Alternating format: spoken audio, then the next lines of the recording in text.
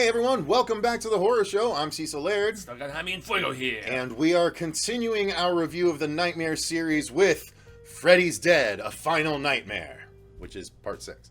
Indeed. So, we're going to get into this like we do our normal reviews. We'll talk about our overall thoughts, then we'll talk about the acting, the story, the acting, the effects, all of that good stuff. And this one is, to a lot of people, not a good entry into the franchise, and I would tend to agree. It's not bad. It's not as bad as I remember, especially upon this rewatch, but it's definitely the weakest of the first 6 films. It definitely is, and in some ways by a pretty large margin too. Although I will credit it something that didn't resound and resonate with me properly when I watched it, especially when I was younger, but even 5-6 years ago, the last time I sat down for it, was the immense amount of like Freddy as a kid and some other family stuff that I don't know how much we want to spoil. Whatever. It's 1991. It's it's 28 years old. It's very far removed. So Freddy having a child, and a little bit more with his mother and also with his young upbringing. We had seen some young upbringing in a Marvel comic that we're doing a review of, but this changes that a little bit, so I guess the Marvel comic is not necessarily in continuity, but it does share some of the ideas from that comic as well and brings them to the theatrical experience, especially as far as like peering into Freddy's memories. And it is some of the most interesting stuff in this for me is revisiting Springwood, and there's a weird, like, almost borderline post-apocalyptic sci-fi type vibe to a little bit, because it's like 10 years later, and there's no more kids in Springwood. So we'll get to that in the script, but some of that I'd kind of forgotten about, and I thought that this film has cool ideas. It doesn't necessarily execute them very well, but it does, once again, just like 5, cool world building and further explanation of a character's motivation. So no, I don't agree. hate it. I don't hate it like some people. I don't hate it either. Definitely, it's not the worst movie in the world according to Cody Leach, but it's not a good nightmare movie, but it's not a bad horror movie compared to some of the other crap that's out there. But nonetheless, Freddy is way sillier, and I still enjoy it for certain aspects. The fact that it does dive deeper into the Freddy backstory than any other movie has. I appreciated it for that, even though that might not be the definitive origin kind of thing. It still was fun to see at the time, and even now to see what they were going for at the time. It wasn't executed perfectly by any stretch of the imagination. The whole movie was kind of clumsy, actually, in how forced everything is to get everyone everywhere. Like, the fact that it's 3 stowaways in a giant van, like, that's super silly. The fact that Freddy can travel by somehow entering the mind of his blood relative. Like, okay, suddenly that's a thing now. Like, there's a lot of contrivances that just don't make sense for the series, and so it ignores established lore, and that is a detractor for sure. Yeah, it also brings on an unestablished director, and I do feel like it shows visually in certain bits. I mean, there are some cool set pieces, especially with the falling house, which is this whole Wizard of Oz callback they decided to do in the movie, which I don't completely get, but it still looks fairly cool. And there's something with a kid with a hearing aid that's done well, and I guess we'll get to that, the character of Carlos once we, start talking effects and whatnot. But yeah, I mean, going from Chuck Russell to Rennie Harlan, who did Cliffhanger and tons of other great horror movies and stuff, and action movies as well, to Stephen Hopkins, who Ghost in the Darkness and stuff, and did the 5th film, lots of other cool stuff, to a woman who doesn't really have I mean, when you try to click on her name, there's not even a Wikipedia about the extent of her experience. So they did not use somebody with tons and tons of experience for this, and it feels it's funny because Freddy is like a Nightmare on Elm Street, is an 80s series, but this movie coming out in late 91, it feels very early 90s to me, from the attire of the kids to some of the dialogue and all this other stuff. So it shows a not just a tonal shift, but a cultural shift too. Yep. And it doesn't work as well for Freddy, I don't think. And so that's maybe one of the biggest takeaways I had from this viewing. While I didn't despise it like I did before, I always try to see more glass half full, especially with a character like Freddy. It's not a very good movie, but I'm not going to say it's bad. There's the I'm scurrying. the line where Freddy says great graphics when he's looking at like like early Nintendo graphics. It's too funny. Yeah, 28 we're about to 28 have the years SNES later, and Genesis I think was already out in '91, and so it's so funny to hear him say great graphics when it's like 28 years later. Now we actually do have great graphics, and I don't even know what a Freddy game would look like in 2019. Well, he's been in Dead by Dawn. He was in Dead by Dawn, or Dead by Daylight, and he was in Mortal Kombat 9, I believe. Yeah, and he looked good in that too. Yeah, but he did. But it was remake Freddy in that, oh, remember? God, you're right. Anyway. Nonetheless... we'll get to that. Yeah. So this one, it's still... there's a lot of silliness to it, but there's still some things that you can appreciate. Now, the story of it is about a character by the name of John Doe because he can't remember any of his past. The movie starts off with him being tortured by Freddy as he's trying to escape the town. Like that's he's on a plane, the movie and it's immediately. Very Final Destination. No, I know, but the the movie immediately starts to contradict itself because it starts off with him on the plane and like he realizes he's dreaming and he's like, "No, I was almost out." So one would assume that he boarded a plane in order to fly out of Springwood so he can escape Freddy. But then he gets, dropped back into his house, and the house is dropped down, and he has this nightmare that he, whatever. And then immediately after, Freddy concocts a plan to create a bus and knock him outside of Springwood so he'll go and fetch his daughter. Mm-hmm. So, like, he was on his way out, but Freddy stopped him from leaving only to knock him out anyway.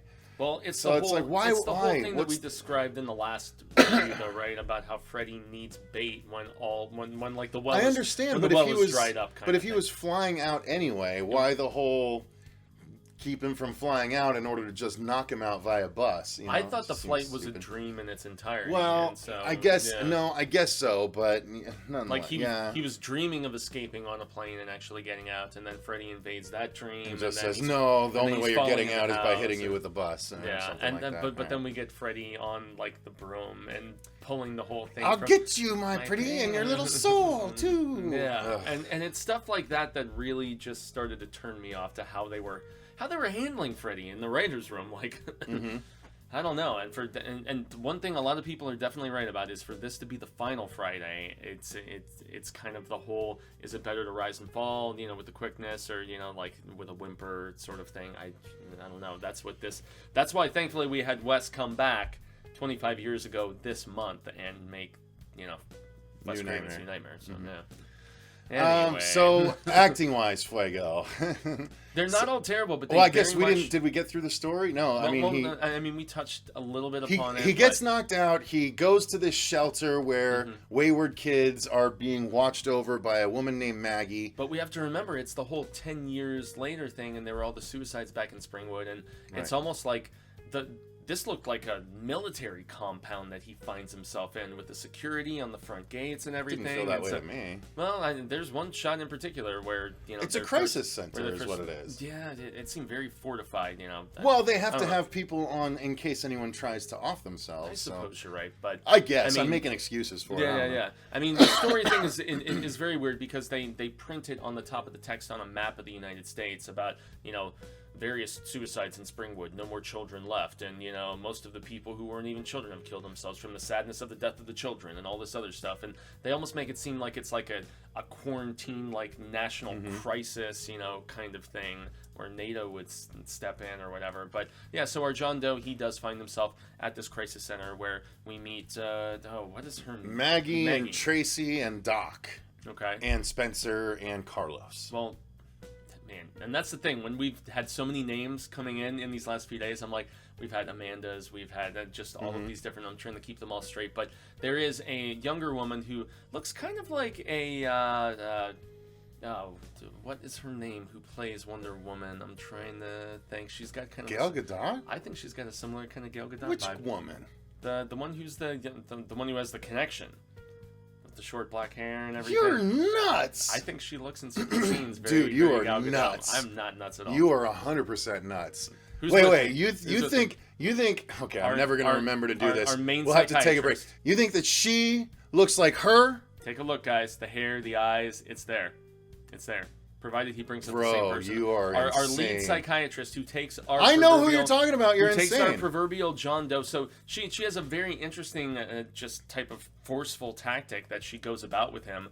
You know, she's like, maybe I just need to take you back to Springwood so you can face your fears and you can get past all of this and we can get some clarity and, you know, closure and so on. And he's just like, nope, don't take me back. And that's the plot point Cecil hinted at earlier, where she's taking presumably just this kid who just recently was, you know, taken in, and lo and behold, we've got our Breckenmeyer character, we've got the other two kids, Carlos and the girl, who is once again, we have another girl who's fighting and trying to train and stuff, borrowing more ideas in that regard, and she's also going to have some fights with Fred at one particular point. But yeah, they're stowaways, and they are located just as they're arriving in Springwood, and that's about the time we get our cameo from Tom Arnold and Roseanne Arnold when they were still on okay terms and still married, presumably, in 91, and they're just like, oh, it's been so long since we've had kids around here, and they're like squeezing the cheeks and everything, and it just really doesn't help with, you know, shying away from the cheesy vibe that the script has in a lot of different bits. And then for whatever reason,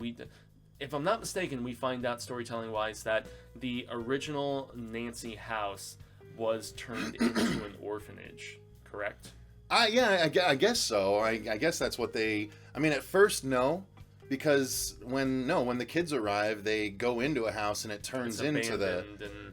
but it turns into the Freddy house. Okay. So they actually did go into the Freddy house. I don't think it was the Freddy... I don't remember at this point. I just watched it today, and I don't remember. But I know that when the kids go in, they go into a different house, and then it turns into the Freddy house. So I don't think the orphanage was the same Freddy house. Well, but it might be. I mean, I don't know. Whatever. Give us some clarification, guys. It was a theory that I had when I was watching it, because I watched it this morning too. Yeah, yeah. But the kids, you remember the house the kids went into turning into the Freddy house, right? Yes, and I mean, maybe that was as they were, you know, finding their dreams and going to sleep and everything, because that is where our core three of stowaways, they're ordered by Gal Gadot to go back to...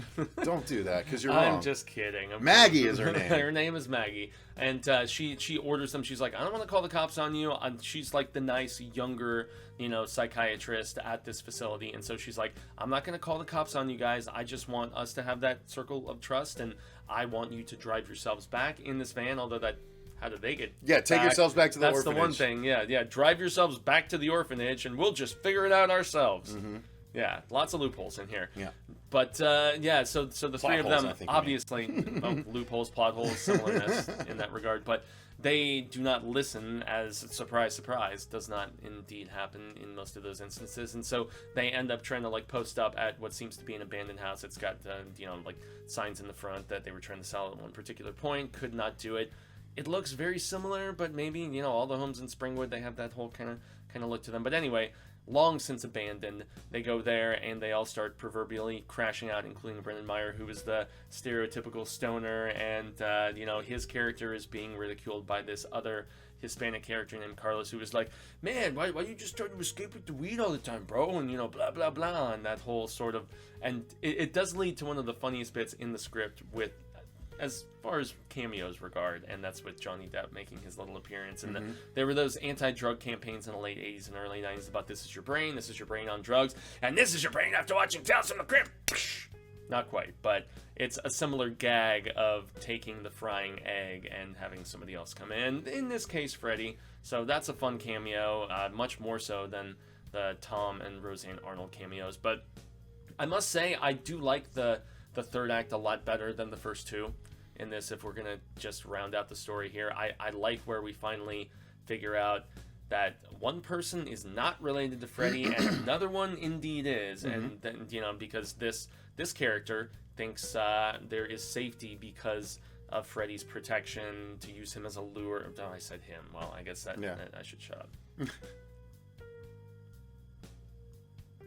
And yeah, there is this character thinking, oh, Freddy is using me as a lure, and so, I'm kind of protected, and I'm safe from this sort of, this death and whatnot. And you find out about halfway through the film that is not the case, and it does turn into more of your typical nightmare and even, like, slasher tropes with bringing in, the sort of protagonist and, person to fight Freddy.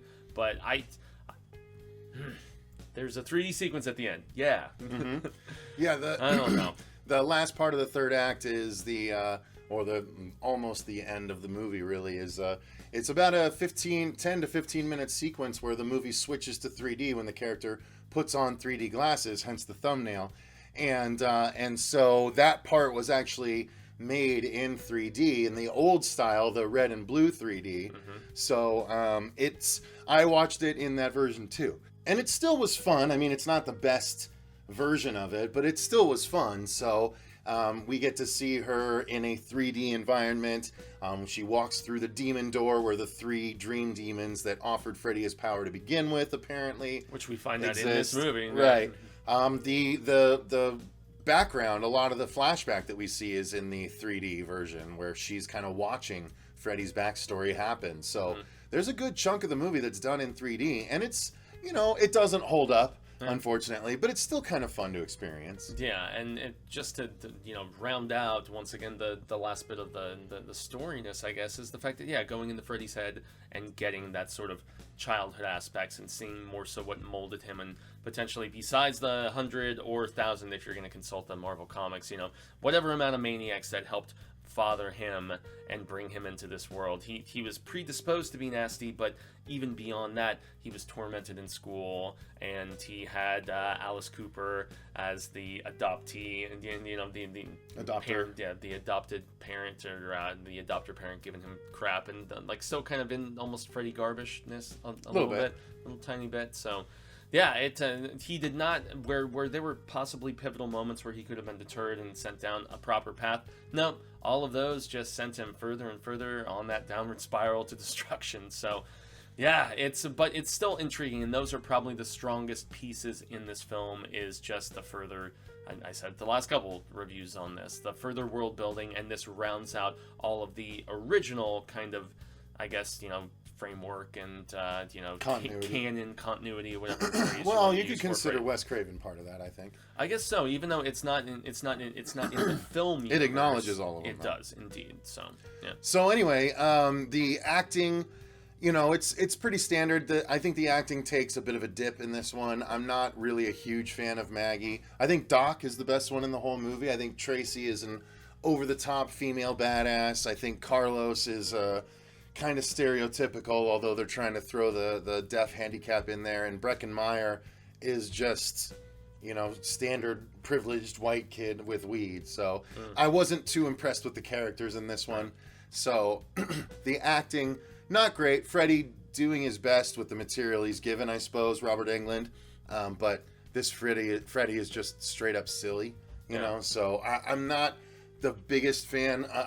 Freddy's good, but Freddy's the best thing in the movie because the movie itself is just kind of subpar, so you kind of latch on to Freddy, but he's so over the top and silly that if you don't like that version of Freddy, then there's not a lot to latch onto in this film. So yeah, the one thing that I will add on to that is that Freddy is definitely the best despite the goofiness when he's there. He outshines all of the other actors, which is why he gets top billing and did in the last couple of these films. But they give him a couple scenes to really stretch Englund's just dramatic, gravitas, I guess, and his skill as an actor. And it's when he doesn't have the prosthetics and he's not in the makeup.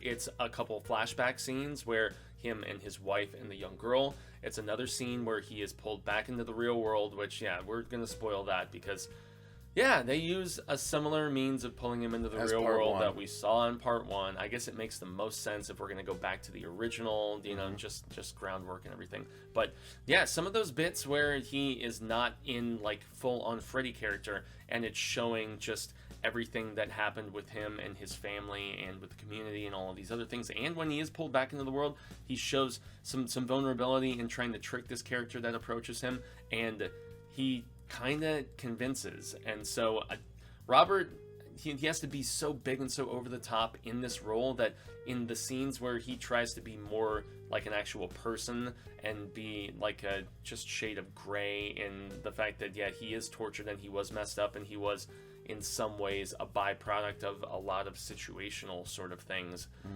Robert brings it, and he doesn't have a lot of chances though, which is a bummer. But when he is given them, and I would imagine he probably contended for those in some of these later scripts, he's like, please give me chances to show I can do more than just be the laughy, one-liner guy, or the menacing whatever. Give me some vulnerability, give me some different sort of creepiness. And so that is a testament to Robert. He is the star of the show here, and he should have gone out better, is what I contend. So fair enough. Yeah.